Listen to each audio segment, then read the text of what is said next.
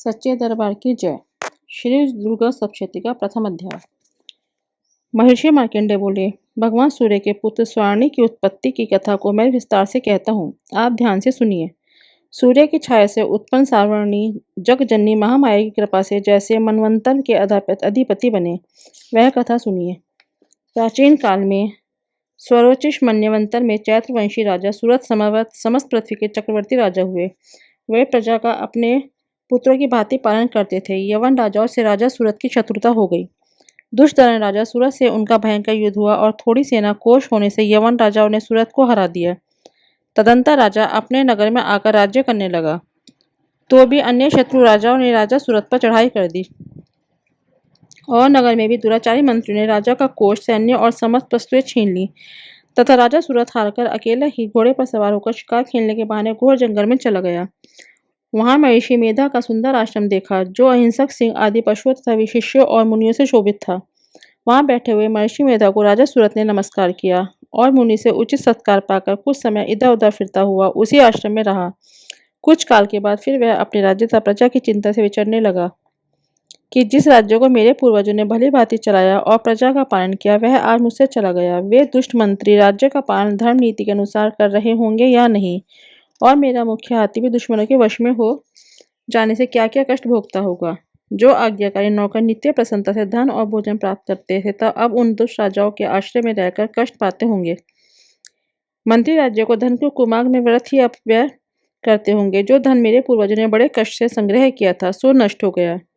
इस प्रकार वह इस राजा राज्य की सभी बातों को चिंता करने लगा। कुछ समय पश्चात एक दिन आश्रम के समीप एक वैश्य को आते देखा, तो राजा ने उससे पूछा कि अरे भाई, तुम कौन हो और कहाँ से क्यों आए हो? तुम्हारा मलिन मुख शोकयुक्त क्यों दिखाई देता है? इस प्रकार राजा सूरत की बातों को सुनकर उस समाधि नाम के वैश्य ने राजा सूरत से कहा कि हे राजन, मैं समाधि नाम का वैश्य हूँ। मेरा जन्म धनवान कुल में हुआ। मेरे दुष्ट स्त्री पुरुष आदि ने मुझे धन के लोभ में घर से निकाल दिया, मेरा धन छीन लिया और मैं धन स्त्री पुत्र से रहित हूँ। अब मैं अकेला दुखी होकर इस वन में आया हूँ। मुझे अपनी स्त्री तथा बंधुओं का कुछ भी पता नहीं है। मैं यहाँ रहने के कारण अपनी स्त्री पुत्र तथा स्वजनों की परिस्थिति को नहीं जानता कि वे इस समय अपने स्थान पर सुखी हैं या दुखी। मैं यह भी नहीं जानता कि मेरे पुत्र सदाचारी हैं या व्यभिचारी। राजा बोला, स्त्री पुत्र आदि ने तेरे धन संपत्ति को छीन लिया, फिर उन्हीं के स्नेह में तेरा मन क्यों जाता है? वैश्य बोला, आपके मेरे विषय में जो बातें कही वे वास्तव में सत्य हैं, परंतु मैं क्या करूं? मेरे चित्त में कठोरता उत्पन्न नहीं होती। जिन पुत्र आदि ने धन के लोभ में आकर मुझे घर से निकाल दिया है, मेरा चित्त फिर भी उन्हीं को आसक्त होता है। यह जानते हुए भी मैं अनजान हो रहा हूँ। मेरा मन स्त्री पुत्र आदि से आसक्त हो रहा है, इसी से ऊर्ध्व श्वास चल रहे हैं। मुझे इसका दुख है और मन खिन्न है। मैं क्या करूं? इन स्वजनों के निर्मोही होने पर भी मेरे मन में उनके प्रति प्रेम है। मार्कंडेय ऋषि बोले, हे द्विश्रेष्ठ, तत्पश्चात राजा सूरत और समाधि वैश्य दोनों मिलकर मेधा मुनि के समीप गए और प्रणाम करके बैठकर मेधा ऋषि से कथा प्रारंभ करने लगे। राजा बोला, हे भगवान, मैं आपसे एक बात पूछना चाहता हूँ, आप कृपा करके बताओ। हे महाराज, मेरा मन वश में क्यों नहीं है? इससे मुझे दुख है। गए हुए राज्य तथा अन्य सभी स्त्री पुत्र बांधवों की ममता मुझे अभी तक बनी हुई है। हे मुनिश्रेष्ठ, यह जानते हुए भी मेरा स्नेह उनसे अज्ञानियों की भांति विशेष बढ़ता गया है और इस समाधि वैश्य को इसके स्त्री पुत्र ने त्याग दिया तथा इसे घर से बाहर निकाल दिया है। यह भी उनमें अत्यंत आसक्त रहता है। इसी तरह हम दोनों बहुत दुखी हैं। हे महाभाग, उनके दोषों को जानते हुए भी हम दोनों का हृदय उनके प्रति ममता से आसक्त रहता है। इतना ज्ञान होते हुए भी ऐसी ममता क्यों है? हम दोनों का ज्ञानियों की भांति मूर्ता क्यों उत्पन्न हो रही है? महर्षि मेधा ने कहा, समस्त जंतुओं को जानने योग्य ज्ञान होता है। हे महाभाग, सभी प्राणी पृथक पृथक होते हुए कोई दिन में नहीं देखते हैं, कोई रात्रि में नहीं देखते हैं और कोई दिन रात्रि में समान दृष्टि से देखते हैं। सभी पुरुष ज्ञानयुक्त हैं, यह सत्य है, इसमें संदेह नहीं। केवल उनमें ही नहीं, सभी पशु पक्षी मृग आदि में भी मनुष्य की भांति ज्ञान होता है। यह स्थूल ज्ञान होता है। जैसे मनुष्य में आहार आदि की इच्छा उत्पन्न होती है, वैसे ही पशु पक्षी में भी आहार, विहार, निद्रा, मैथुन आदि की इच्छा उत्पन्न होती है। ज्ञान होने पर पक्षियों की भांति भूखे होने पर भी ममतावश अपने बच्चों की चोंच में स्नेह से चुगा देकर प्रसन्न होते हैं। हे राजन, मनुष्य भी अपने पुत्र पौत्रों के साथ इसी भांति बर्ताव करते हैं। वह पालन पोषण इस इच्छा से कि जब हमारी वृद्धावस्था आएगी तब हमारा पालन पोषण वे करेंगे। क्या यह तुम नहीं देखते कि पुत्र आदि उनका भरण पोषण न भी करें तो भी माता पिता तो करते ही हैं, क्योंकि विश्व की स्थिति को रखने वाली महामाया के प्रभाव से वह मोह के गड्ढे में डाल दिए गए हैं।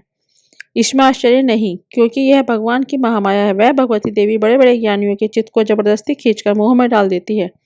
इस देवी ने ही चराचर विश्व को उत्पन्न किया है और यह देवी प्रसन्न होकर भक्तों को वरदान देती है, जिससे मुक्ति मिलती है। वही भक्ति के परम हेतु और सनातनी ब्रह्म ज्ञान स्वरूपा विद्या है। यह भगवती जी ही सांसारिक बंधुओं की हेतुता सर्वेश्वरी हैं। राजा बोला, हे भगवान, आप जिसे महामाया कहते हैं वह कौन सी देवी है? हे द्विज, कैसे उत्पन्न हुई और उसका क्या कार्य है, उसका स्वभाव, स्वरूप, उत्पत्ति आदि के विषय में मैं सुनना चाहता हूँ। सो आप सभी वृतांत मुझे सुनाइए। ऋषि ने कहा, वह देवी नित्य है और सब चराचर में व्याप्त है, तथापि उसकी उत्पत्ति अनेक भांति से है। उस कथा को तुम मुझसे सुनो। यह भगवती देवताओं के कार्य सिद्धि को उत्पन्न होती है और अजन्मा उत्पन्ना कहलाती है। जब भगवान विष्णु संपूर्ण विश्व को त्याग अंत में जल में ही जल करके योग निद्रा में शेष शैया पर शयन कर रहे थे, उस समय विख्यात मधु और कैटव नाम के दो घोर असुर भगवान विष्णु के कान के मैल से पैदा होकर ब्रह्मा जी को मारने को तैयार हुए थे। ब्रह्मा जी विष्णु भगवान के नाभि कमल पर स्थित थे। उन दोनों भयंकर असुरों को मारने को आता देखकर और भगवान विष्णु को सोता हुआ देखकर ब्रह्मा जी योग निद्रा के प्रसन्नार्थ एकाग्र मन से स्तुति करने लगे, जिससे कि भगवान विष्णु के नेत्रों से भगवती योगमाया अपना प्रभाव हटा ले और भगवान जाग पड़े। वह योगमाया विशेश्वरी, जग जनना, स्थिति संहार करने वाली, भगवान विष्णु की अतुल तेज वाली निद्रा स्वरूपा अनुपम शक्ति है। ब्रह्मा जी बोले, हे महामाया, तुम स्वाहा देवताओं को पालन करने वाली हो, तुम स्वधा पितरेश्वरी का पोषण करने वाली हो, तुम ही वषटकार स्वर इंद्र को यज्ञ का हिस्सा पहुंचाने वाली हो, अमृत भी तुम हो, अक्षरों में ऊ की मात्रा भी तुम हो, तथा नित्य आदि मात्रा व्यंजन भी तुम हो। हे देवी, तुम ही संध्या, सावित्री और संसार की जननी हो, और हे मातेश्वरी, विश्व को उत्पन्न, पालन और संहार करने वाली आप ही हो। रचना काल में सृष्टि रूप तथा पालन में संहार स्थिति स्वरूपा आप ही हो। आप महाविद्या, महामाया, महामेधा, महास्मृति, महामोहा, महादेवी, महासुरी हो। आप ही समस्त चराचर के तीनों गुणों सत्व रज तम को उत्पन्न करने वाली प्रकृति हो। आप ही काल रात्रि प्रलय स्वरूप महारात्रि तथा दारुण मोह रात्रि हो। आप ही श्री ईश्वरी और बुद्धि का बोध स्वरूपा हो। लज्जा, पुष्टि, तष्टि, शांति, क्षमता आप ही हो। और हे मातेश्वरी, आप खड़ग, शूल, घोर, गदा, चक्र, शंख, धनुष, बाण, भुषंडी, परिध आदि शत्रुओं को धारण करने वाली हो। हे देवी, आप ही सौम्यता हो। आप ही संसार में आप ही अति सुंदर हो। पर और अपूर्व में श्रेष्ठ आप ही परमेश्वरी हो। हे अखिलात्मिक में सत और सत जो कुछ हो, उन सबकी शक्ति आप ही हो। मैं आपकी कैसे प्रार्थना करूं? जो इस विश्व की रचना, पालन और संहार करते हैं, उन भगवान विष्णु को आपने अपनी निंदा के वश में कर लिया है। फिर भला बताइए, और कौन आपके प्रार्थना करने में समर्थ है, जबकि आपने भगवान विष्णु, ईशान तथा मुझसे यह आश्रय ग्रहण कर लिया है। आप तो अपने प्रभाव से स्वयं प्रशंसित हो। मधु और कैटभ नाम के इन महादुष्टों को आप मोह लीजिए और विश्वपति भगवान अच्युत्य हो जाइए। इन दोनों महासुरों का संहार करने के लिए भगवान को बुद्धि दीजिए। ऋषि बोले, इस प्रकार जब ब्रह्मा जी ने मधु और कैटभ असुरों के संहार के लिए तथा भगवान विष्णु को जगाने के लिए तामसी देवी की प्रार्थना की, तो उसी समय भगवान विष्णु के नयन, मुख, नाक, भुजा, हृदय और वक्ष स्थल से निकलकर अव्यक्त योगमाया उपस्थित हो गईं और योग निद्रा से भगवान जनार्दन जाग पड़े। तदंतर भगवान विष्णु ने उन पराक्रमी वीर्यवान मधु और कैटभ असुरों को देखा, ब्रह्मा जी को खाने के लिए जिनकी आंखें लाल हो रही थी। तब भगवान विष्णु ने शेष शैया से उठ असुरों से 5000 वर्ष तक बाहुयुद्ध किया। अति बलशाली महाउन्मत्त दोनों असुरों को महामाया ने मोहित कर रखा था। अतः दुष्टों ने भगवान से किया कि आप हमसे वरदान मांगो। भगवान ने कहा, यदि तुम मुझ पर प्रसन्न हो और मेरे हाथ से तुम्हारी मृत्यु हो, तो मैं केवल यही वर चाहता हूँ। ऋषि ने कहा, इस बात जब भगवान ने उनसे यह वरदान ले लिया, तो भगवान ने के कहने लगे कि हमें सर्वत्र जल ही जल दिखाई देता है, इसलिए हे भगवान, हमारा वध उस स्थान पर कीजिए जहाँ पृथ्वी पर पानी न हो। ऋषि मेधा ने कहा, जब भगवान विष्णु ने शंख, चक्र, गदा धारण की और उनसे तथास्तु कह दोनों के सिर अपनी जांघों पर रखकर चक्र से काट दिए, इस प्रकार यह महामाया देवी श्री ब्रह्मा जी की प्रार्थना करने पर स्वयं उत्पन्न हुई। हे राजन, अब मैं इसके प्रभाव को बताता हूँ, आप ध्यान से सुनो। सच्चे दरबार की जय। श्री दुर्गा सप्तशती का दूसरा अध्याय। ऋषि बोले, प्राचीन काल में देवता तथा दैत्यों से पूरे 100 वर्ष युद्ध होता रहा। उस समय दैत्यों का स्वामी महिषासुर तथा एवं देवताओं का इंद्र था। उस संग्राम में देवताओं की सेना महाबली दैत्यों से हार गई। तब सभी देवताओं को जीतकर महिषासुर इंद्र बन बैठा। हार खाकर सभी देवता ब्रह्मा जी को अग्नि बनाकर वहां गए और विष्णु तथा शंकर विराज रहे थे। वहां पर देवताओं ने महिषासुर के सभी उपद्रव व अपने पराभव आदि का पूरा पूरा वृतांत कह सुनाया। उन्होंने कहा, महिषासुर ने तो सूर्य, इंद्र, अग्नि, पवन, चंद्रमा, यम तथा वरुण, इस प्रकार अन्य सभी देवताओं के अधिकार छीन लिए हैं। स्वयं ही सबका अधिष्ठाता बन बैठा है। उसने सभी देवताओं को स्वर्ग से निकाल दिया। महिषासुर महान दुरात्मा है। बेचारे देवता पृथ्वी पर मृत्यु की भांति विचर रहे हैं। हे प्रभु, उस देव शत्रु के सभी उपद्रव आपको सुना दिए हैं। अब हम लोग आपकी शरण में आए हैं, उसके वध का कोई उपाय कीजिए। इस प्रकार मधुसूदन तथा महादेव जी ने देवताओं के वचन सुने, उनको क्रोध से भौहें तन गईं। तब भगवान विष्णु के मुख से एक महान तेज प्रकट हुआ। इस प्रकार ब्रह्मा तथा शंकर के मुख से भी तेज प्रकट हुआ। दूसरे इंद्र आदि देवताओं के शरीर में महान तेज प्रकट हो आया। तभी तेज मिलकर एक हो गए। वह तेज पुंज इतना उग्र था जैसे कि जलता हुआ पहाड़ हो। देवताओं ने देखा कि उसकी जो ज्वालाएं तथा सभी दिशाओं में फैल रही हैं। वह तेज पुंज सभी देवताओं के शरीर से प्रकट हुआ था। उसकी तुलना कहीं नहीं थी। जब तक वह एक हुआ तो नारी के रूप में आ गया। उसके प्रकाश से तीनों लोग भर गए। महादेव जी के तेज से उसका मुख प्रकट हुआ। यम के तेज से उनके केश हुए। विष्णु के तेज से उस देवी की भुजाएं, चंद्रमा से दोनों स्तन, इंद्र के तेज से उसका कटी प्रदेश, वरुण के तेज से जंघा, पृथ्वी के तेज से नितंब, ब्रह्मा के तेज से दो चरण, सूर्य के तेज से चरणों की उंगलियां, वसुओं के तेज से हाथों की उंगलियां, कुबेर के तेज से नासिका का आविर्भाव हुआ। उसके दांत प्रजापति के तेज से प्रकट हुए। अग्नि के तेज से 3 नेत्र हुए। दोनों संध्याओं के तेज से दोनों भौहें, वायु के तेज से दोनों कान उत्पन्न हुए। इस प्रकार दूसरे देवगणों के तेज के द्वारा उस शिवा भगवती का प्रादुर्भाव हुआ। तब समस्त देवताओं के तेज पुंज से प्रकट हुई देवी को देखकर महिषासुर से पीड़ित सभी देवता प्रसन्न हुए। पिनाकधारी महादेव जी ने उस देवी को अपने शूल से शूल निकालकर दे दिया। श्री विष्णु जी ने अपने सुदर्शन चक्र से चक्र प्रकट करके दिया। वरुण ने शंख तथा अग्नि ने उस शक्ति दी। मारुत ने धनुष दिया और बाणों से भरपूर 2 तरकस दे दिए। देवराज इंद्र ने अपने वज्र से वज्र पैदा करके दिया। फिर सहस्त्रनेत्र इंद्र ने ऐरावत हाथी से घंटा दिया। यमराज ने कालदंड से दंड दिया। सागरपति ने पाश, प्रजापति ने रुद्राक्ष माला अर्पित की। ब्रह्मा ने कमंडल भेंट किया। सूर्य ने भगवती के सभी रोमकूपों में अपनी किरणें प्रदान की। काल ने तलवार तथा उत्तम ढाल अर्पण की। क्षीरसागर ने हार तथा कभी पुराने न होने वाले 2 वस्त्र भेंट किए। इस प्रकार चूड़ामणि, दिव्य कुंडल तथा 2 कड़े भी भेंट किए और चमकता हुआ अर्धचंद्र, सभी भुजाओं के लिए बाजूबंद, चरणों के लिए नूपुर, कंठ के लिए सर्वोत्तम कंठमाला भेंट किया। इसी प्रकार सभी उंगलियों के लिए रत्न जड़ित मुद्रिकाएं प्रदान की। विश्वकर्मा ने निर्मल परशु भेंट किए और अनेकों रूप वाले अस्त्र, अभेद्य कवच, मस्तक तथा गले में धारण करने के योग्य, कभी न कुमलाने वाली कमलों की माला दी। जल्दी ने उसे बहुत सुंदर कमल दिया। हिमाचल ने वाहन के लिए सिंह तथा और भी अनेकों प्रकार के रत्न भेंट किए।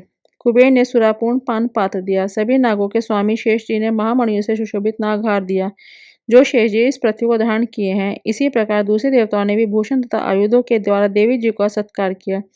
तब तो भगवती ने अट्टहास करके ऊंचे स्वर से गर्जना की। उसके भयानक नाद से सारा आकाश भर गया। वह घोर गर्जना कहीं समा न सकी। उसकी प्रतिध्वनि गूंज उठी। सारे लोग क्षुभित हो उठे। समुद्र कांपने लगे, पृथ्वी कांपने लगी, सभी पर्वत हिल गए। तब देवतागण प्रसन्न होकर उस सिंहवाहिनी देवी की जय जय जयकार करने लगे। मुनियों ने भक्ति भाव से नम्र होकर देवी जी की स्तुति की। इधर देवताओं ने शत्रुओं की सारी त्रिलोकी और शोभग्रस्त देखा। तब तो वे अपनी सारी सेना को कवच आदि से तैयार कराकर अस्त्र शस्त्र लेकर झट खड़े हुए। महिषासुर क्रोध में आकर बोला, अरे क्या कर रहे हो?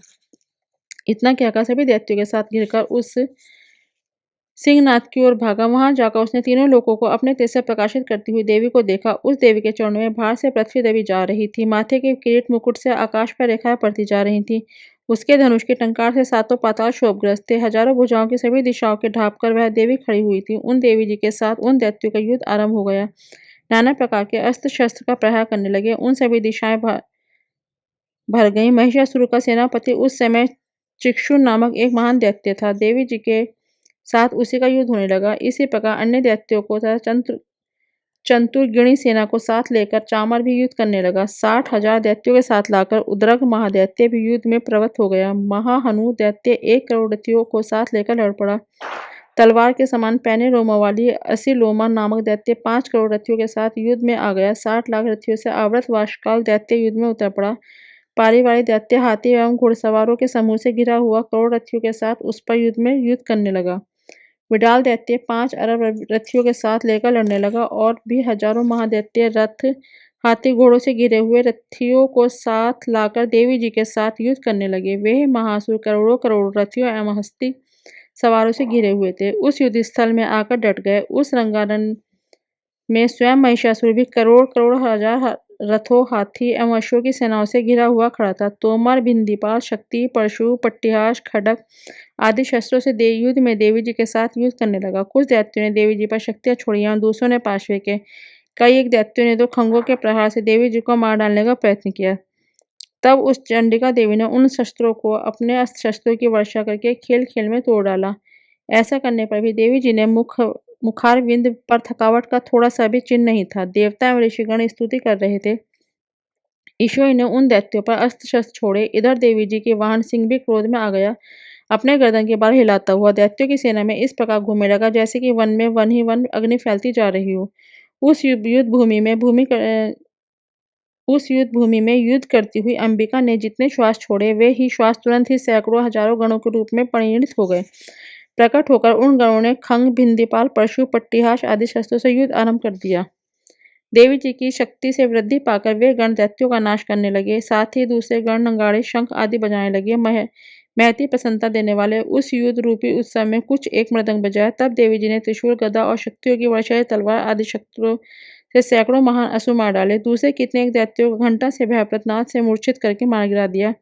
मरे दैत्यों को पाश में बांधकर पृथ्वी पर घसीट डाला। इस प्रकार दूसरे दैत्यों ने तेज तलवार के प्रहारों से दो दो टूक कर डाला। कितने एक तो गदा की चोट से घायल होकर पृथ्वी पर सो गए। मूसलों के प्रहार से कई रुधिर वमन करने लगे एवं कई शूल द्वारा वक्ष स्थल पर फट जाने से पृथ्वी पर पड़ गए। कितने एक दैत्य बाणों की वर्षा द्वारा युद्ध भूमि में कट गिर गए। शेर यानी कि बाज पक्षी की भांति आक्रमण करने वाले देव शत्रु दैत्य प्राण छोड़ने लगे। कितने एक दैत्यों की भुजाएं कट गईं, दूसरों की ग्रीवाएं छिन छिन हो गईं। कई दैत्यों के सिर कट गए और दूसरे मध्य में विदीर्ण हो गए। कुछ दैत्यों की जंघाएं कट गईं और पृथ्वी पर गिर गए और कुछ एक दैत्य की तो एक भुजा, एक आंख, एक पांव वाला करके दो टुकड़े कर डाला। कितने एक तो सिरों के काटे जाने पर भी फिर उठ खड़े हुए। परम क्रुद्ध होकर वे कबंध ही देवी जी से लड़ने लगे। सिर कटे कितने एक धड़ हाथों में तलवार, शक्तियां, रिश्तियां लेकर घूम रहे थे। कई एक महासुर देवी को ठहर जा कहकर ललकारने लगे। मार मार कर गिराए हुए रथी, हाथी, घोड़े एवं दैत्यों की लाशों के द्वारा जहां महायुद्ध हो रहा था वहां की पृथ्वी इस प्रकार भर गई कि वहां का आना जाना कठिन हो गया। जगदम्बा जी ने एक क्षण में ही दैत्यों की महती सेना का इस प्रकार नाश कर दिया जैसे कि लकड़ियों के बड़े ढेर को अग्नि जला देती है। देवी का वाहन सिंह अपने बालों को झटकता हुआ बड़ी गर्जना करता हुआ दैत्यों के शरीर से मानो प्राण ही चुरा रहा हो, इस प्रकार घूमने लगा। देवी जी ने उन गणों के महासुरों के साथ तथा बड़ा युद्ध किया जिससे देवता प्रसन्न होकर आकाश से पुरुषों की वर्षा करने लगे। सच्चे दरबार की जय। श्री दुर्गा सप्तशती का तृतीय अध्याय। ऋषि बोले, महासुर चिक्षु ने जब देखा कि यह सेना तो इस प्रकार मारी जा रही है तब उसे बड़ा क्रोध उत्पन्न हो गया तथा स्वयं ही अंबिका के साथ युद्ध करने चल पड़ा। युद्ध में जाकर उसने देवी जी पर बाणों की इस प्रकार वर्षा की जैसे मेघ सुमेर पर्वत पर जल बरसा रहा हो।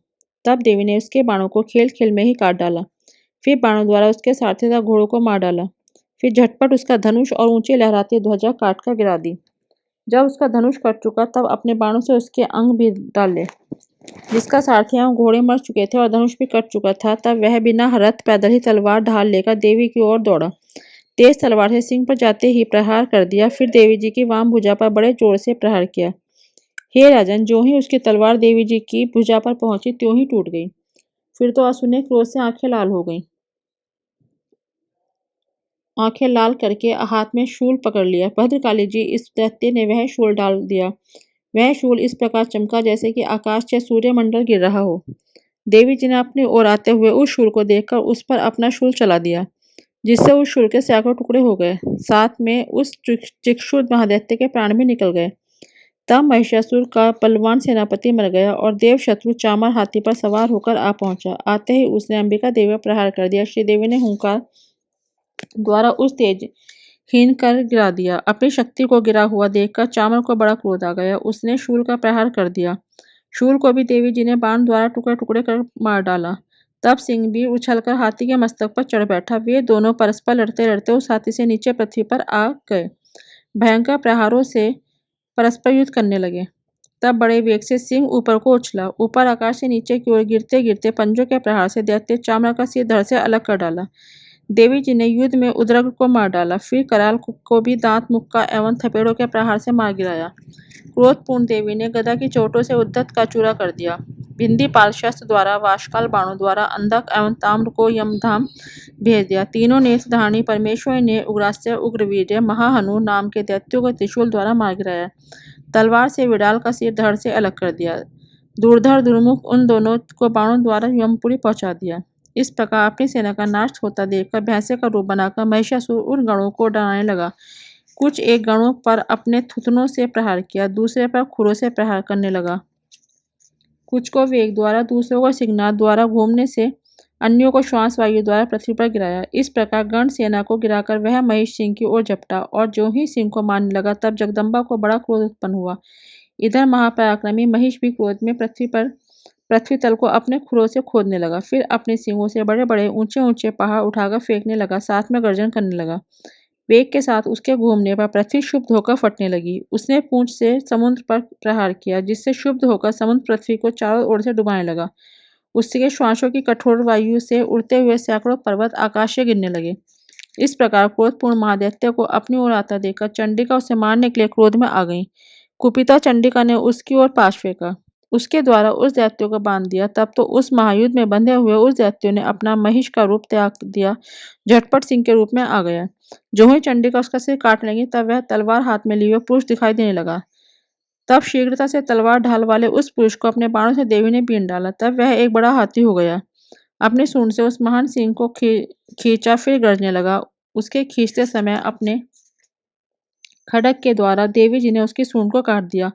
फिर वह महादैत्य भैंसे के रूप में आ गया। इसी प्रकार चराचर त्रिलोकी को सताने लगा। उसी समय जगात्मा चंडिका क्रोध में आकर फिर उत्तम मधुपान करने लगी, लाल लाल नेत्र करके हंसने लगी। वह दैत्य भी बल पराक्रम के मद में उन्मत्त होकर गरजने लगा, अपने सिंगों से उठा उठाकर पहाड़ देवी की ओर फेंकने लगा। तब सुरापान के मद के कारण लाल लाल आंखें वाली चंडिका जी ने कुछ अस्त व्यस्त शब्दों में कहा, हे रे मूढ़, जब तक कि मैं मधुपान कर लूं तब तक तू क्षण भर के लिए गर्ज ले। मेरे द्वारा संग्राम भूमि में तेरा वध हो जाने पर तो शीघ्र ही देवता भी गर्जने लगेंगे। ऋषि बोले, इस प्रकार कहकर देवी जी उड़कर उस दैत्य पर चढ़ गईं। पांव दबाकर दैत्य के कंठ पर त्रिशूल से आघात किया। देवी जी के पांव से दबे हुए उस दैत्य ने अपने मुख से बाहर निकलने का प्रयत्न करके दूसरे रूप से किया। अभी आधा निकला था कि देवी जी ने अपना पराक्रम द्वारा वहीं रोक लिया। आधा निकलकर भी उस दैत्य ने युद्ध करना आरंभ कर दिया। तब देवी जी ने अपनी तीखी तलवार से उसका सिर काटकर नीचे गिरा दिया। दैत्य सेना का हाहाकार करने लगा। तब उस सारी सेना को भी देवी जी ने नष्ट कर दिया। सभी देवता अत्यंत प्रसन्न हुए। दिव्य महर्षियों के साथ देवता लोगों ने उस देवी की स्तुति की। गंधर्वराज गायन करने लगे, अप्सराएं नाचने लगी। सच्चे दरबार की जय। श्री दुर्गा सप्तशती का चतुर्थ अध्याय। ऋषि बोले, अत्यंत पराक्रमी दुरात्मा महिष के एवं उसकी सेना के देवी द्वारा मारे जाने पर इंद्रादि देवतागण, जिनके हर्ष के कारण रोंगटे खड़े हो गए थे, शरीर भी सुंदर हो गए थे, प्रणाम के लिए जिनकी गर्दन तक कंधे झुक रहे थे, अपनी वाणियों द्वारा देवी जी की स्तुति करने लगे। जिस देवी जी ने अपनी शक्ति से सारे जगत को व्याप्त कर लिया है, जिसका स्वरूप सभी देवताओं की शक्तियों का समूह है, सभी देवताएं महर्षि जिनकी पूजा किया करते हैं, उस अंबिका को हम प्रणाम करते हैं। वह देवी हमारे मंगल करे, जिसके अतुल प्रभाव को एवं बल को भगवान शेषनाग, ब्रह्मा तथा हरि भी नहीं कह सकते। चंडिका देवी सारे जगत की पालना के लिए तथा अमंगल के भय के नाश का विचार करें। जो शीर्ष स्वरूप रूपणी पुण्य आत्माओं के घरों में तो लक्ष्मी स्वरूपा हैं, पापियों के घरों में दरिद्रता, शेष पुरुषों के यहाँ श्रद्धा, कुलीन जनों में लज्जा स्वरूपणी है। इस प्रकार की हैं देवी जी, हम आपको प्रणाम करते हैं। हे भगवती, आप विश्व का पालन करें। हे मातेश्वरी, आपके इस अचैतन्य रूप का असुरों के क्षय करने वाले आपके महान पराक्रम का देवता तथा असुर के सामने संग्राम में किए गए आपके अद्भुत चरित्रों का वर्णन हम किस प्रकार कर सकते हैं। हे भगवती, आप संपूर्ण जगत का कारण हो। सत्व, रज, तम इन तीनों को गुणों वाले होते हुए भी आप अज्ञेय हो। दोषों के कारण हम लोग आपको जान नहीं सकते। हम तो क्या विष्णु, शिव आदि भी आपको पार नहीं पा सकते। आप सबके आश्रय हो एवं आप आद्या अव्यक्त्या परा प्रकृति हो। हे देवी जी, सभी यज्ञों में जिसके उच्चारण करने से भी सभी देवता तृप्त होते हैं, वह स्व आप हो एवं पितरों की तृप्ति का कारण भी आप ही हो। सभी लोग आपका स्वधा नाम से उच्चारण करते हैं। हे देवी, मुक्ति का कारण आप हो, आप अचैतन्य महाव्रत स्वरूप हो, संपूर्ण दोषों से रहित, इंद्रियों को वश में करने वाले, तत्व का सार जानने वाले, मोक्षार्थी मुनिजन जिसका अभ्यास करते हैं, वह देवी भगवती परिविद्या आप हो। परम पवित्र ऋग्वेद, यजुर्वेद एवं मनोहर उद्धृत के पदों को पाठ से युक्त सामवेद का निधान हो। देवयत्री देवी हो, 6 गुण से संपन्न भगवती हो, संपूर्ण जगत की पीड़ाओं पर आप हरने वाली हो, सभी शस्त्रों का ज्ञान करने वाली हो। हे देवी, आप मेध हो, दुर्गम हो, संसार हो, सागर से पार उतारने वाली नौका रूप दुर्गा हो, कैटभ दैत्यों के शत्रु विष्णु के वक्ष स्थल में निवास करने वाली लक्ष्मी स्वरूपा हो, एवं चंद्रमा को मस्तक पर धारण करने वाले भगवान शंकर के सम्मानित स्वयं ही गौरी हो। यद्यपि तुम्हारा मुख स्वर्ण से भी उत्तम, कांति से भी सुंदर तथा पूर्ण चंद्रमा के बिंब का अनुकरण करने वाला निर्मल मंद मुस्कान से शोभित है, तो भी इस प्रकार से चंद्रमुख को देखकर भी क्रोध से परिपूर्ण महिषासुर ने झट ही उस पर प्रहार किया। यह एक अद्भुत बात है कि उसके अतीव अद्भुत एवं विचित्र बात तो यह है कि जब हम वही मुख क्रोधायुक्त था, उदय होते हुए चंद्रमा की भांति लाल लाल था, तनी हुई भौहें अति विकराल थीं। ऐसा देखकर भी महिषासुर ने अपने प्राण तुरंत नहीं छोड़ दिए। भला कौन ऐसा प्राणी होगा जो क्रोधी यमराज को देखकर भी जीवित रह सके। हे देवी जी, आप प्रसन्न हो। तुम्हारी प्रसन्नता से जगत की उन्नति होती है। तुम्हारे क्रोध करने पर कुलों के कुल शीघ्र नष्ट हो जाते हैं। यह तो हमने अभी अभी जान लिया। तो महिषासुर की इतनी बड़ी भारी विशाल सेना क्षण भर में नष्ट हो गई। सर्वदा उन्नति दाता देवी जी, आप जिन पर प्रसन्न होती हैं, वे ही सभी देशों में आदरणीय हैं। उन्हें ही धन तथा यश मिलता है, न उनका कभी धन बिगड़ता है। वे ही रक्षित हैं। तुम्हारी कृपा से उस स्वर्ग लाभ होता है। इसी कारण आप तीनों लोकों में फल देने वाली हो। हे दुर्गे, आप स्मरण करने, प्राणियों के भय हरण करने हो। स्वस्थ पुरुष जब तुम्हारा स्मरण करते हैं, उन्हें अत्यंत निर्मल बुद्धि देती हैं। सबके लिए उपकार करने वाली हो। तुम सर्वदा दयामयी हो। राक्षसों का वध करने से जगत सुखी हो। ये राक्षस सभी नरक के लिए चिरकाल तथा भले ही पाप करते रहते हो। संग्राम में इनका वध कर आपने इसलिए किया कि मुझसे मारे हुए यह स्वर्ग में चले जाएं। यही मन में रखकर हे देवी जी, तुम दुष्टों का वध करती हो। तुम असुरों को केवल देखने मात्र से भस्म क्यों नहीं करती? शत्रुओं पर शस्त्रों का प्रहार क्यों करती हो? इसका भी कारण है, क्योंकि शत्रुगण मेरे शस्त्रों से पवित्र होकर उत्तम लोगों को मरकर पहुंचे। इस प्रकार आपके यह विचार अत्यंत उत्तम है। असुरों की आंखें तुम्हारी तलवार के उग्र तेजपुंज की झलक से एवं त्रिशूल की भयंकर चमक से चुंधियाकर नष्ट क्यों नहीं हो जाती? इसका भी एक कारण है।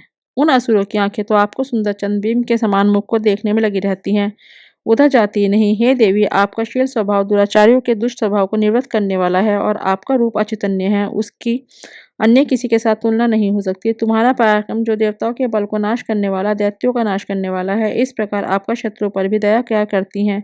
तुम्हारे पराक्रम की तुलना हे देवी किसके साथ हो सकती है? इस प्रकार का रूप और कहाँ है? आपके चित्त में जो दया है और युद्ध में कठोरता है, ऐसा देखा गया है कि हे वरदायिनी, त्रिलोक भर में यह आप ही दिखाई देते हैं।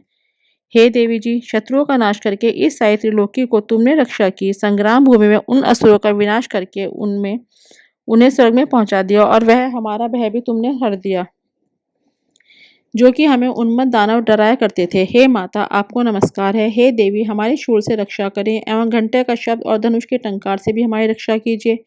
हे चंडिके, पूर्व पश्चिम दक्षिण दिशा में हमारी रक्षा करें। ऋषि बोले, इस प्रकार देवी जी की देवताओं ने स्तुति की तथा नंदन वन में उत्पन्न हुए फूलों तथा गंध चंदन आदि से जगत माता की पूजा की। सभी देवताओं ने भक्ति पूर्वक अर्चना की। तब देवी प्रसन्न मुख होकर उन देवताओं से बोली, हे सभी देवताओं, अपनी अभिशाल आशा के अनुसार आप सब हमसे वर मांगो। देवता बोले, हे भगवती, आपने तो हमारी सभी कामनाओं को पूर्ण कर दिया है। कुछ भी बाकी नहीं है। हमारे इस महिषासुर शत्रु का तुमने वध कर दिया है। फिर भी यदि प्रसन्नता पूर्वक हमें वर देना चाहती हो तो ये हे माता, यह वर दीजिए। जब जब भी हम तुम्हारा स्मरण करें, तब तक हमारी आपत्तियां दूर हो। हे मातेश्वरी, जो भी मनुष्य इन स्तुतियों द्वारा तुम्हारी स्तुति करे, उसे वित्त रिद्धि विभव दीजिए। साथ में उसके धन कलत्र आदि संपत्ति की भी वृद्धि कीजिए। हे अंबिके, हम पर सदा प्रसन्न रहिए। ऋषि बोले, राजन, जब देवताओं ने अपने तथा जगत के कल्याण के लिए इस प्रकार वर मांगा, तब उन्हें तथास्तु कहकर भद्रकाली अंतर ध्यान हो गई। हे राजन, पूर्व काल में ये तीनों लोगों का हित चाहने वाली देवी का देवताओं के शरीर से जैसे प्राकट्य हुआ था, वह सारी कथा मैंने कह सुनाई है। फिर जिस प्रकार गौरी के शरीर से वह देवी प्रकट हुई, दुष्ट असुरों के तथा शुभ निशुंभ के वध के लिए, देवताओं का हित करने वाली, जगत की रक्षा के लिए जो जो भी चरित्र किया है, वह सब मैं तुमसे सुनाने जा रहा हूँ। श्रवण कीजिए। सच्चे दरबार की जय। श्री दुर्गा सप्तशती का पंचम अध्याय। ऋषि बोले, प्राचीन समय में शुभ निशुंभ दोनों असुरों ने बल के मद में आकर इंद्र का त्रिलोकी का राज्य और यज्ञों के भाग छीन लिए। उन्हीं दोनों ने सूर्य, चंद्रमा, कुबेर, यम, वरुण का अधिकार पा लिया। वायु एवं अग्नि का काम भी वे ही करने लगे। देवताओं को तो आप अपमानित, पराजित एवं राज्य भ्रष्ट करके स्वर्ग से निकाल दिया।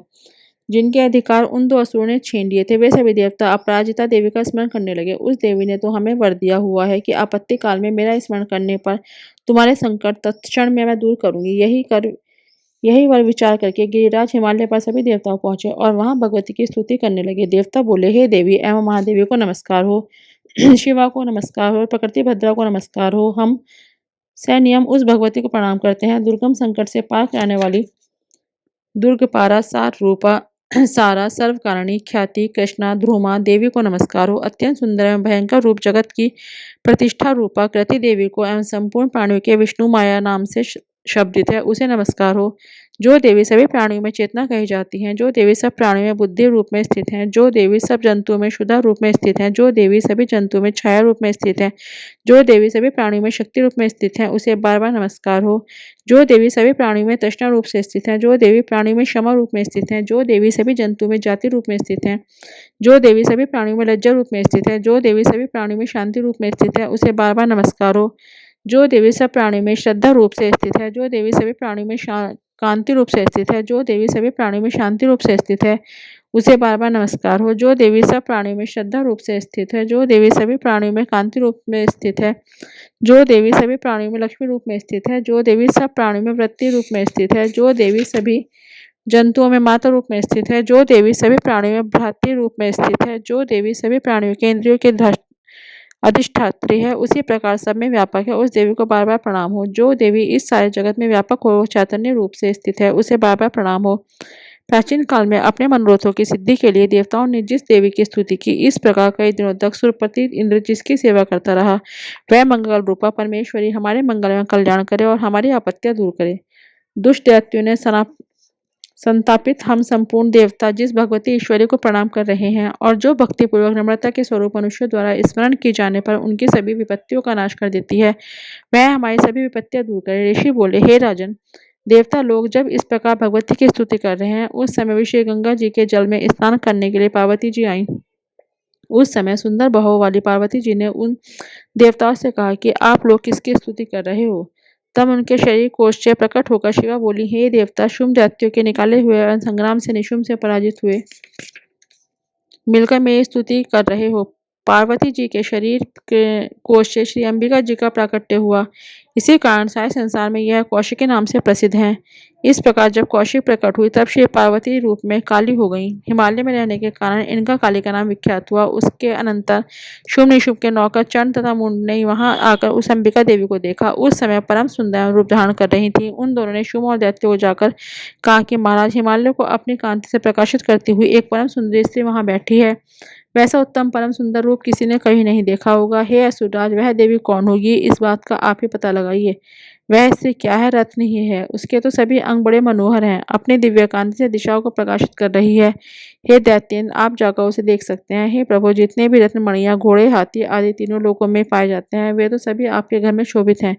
इंद्र का श्रेष्ठ हाथी ऐरावत या पारिजात का वृक्ष एवं उच्च श्रवा अश्ववेदों आपने ले लिए हैं। हंसों से युक्त यह विमान भी आपके आंगन में विद्यमान है।